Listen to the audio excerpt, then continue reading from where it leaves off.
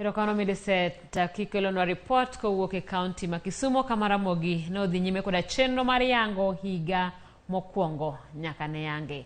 Komiti mar yudo duoko makare ne midhiero mag oro e pacho ka oyango ni giseyudo omenda maromo $592 nyaka ne giyanga agulu mar solo omenda e chak jumani.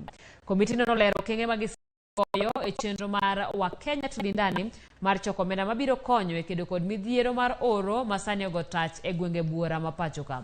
Moko kuom kembe mosolo omenda ne chenro ni oting'o bengi mar Cooperative mogolo $150,000, KDF ogolo $130,000, Equity ogolo $120,000 ka KCB ogolo $100,000. Kembe mamoko gin kambi mar ong'we yamo mar Safaricom mogolo $50,000 kod bengi mar DTB mogolo $20,000 e kind mamoko. E chak jumani, komitino bende noyango ni jotend migepe duto ma pacho ka biro chiwo sachgi mar dwe achiel ng'ato ka ng'ato. Ka jokanyo mag komitino bende osingo mar chiwo omenda mabalang' michulogi mar siro chenro ni.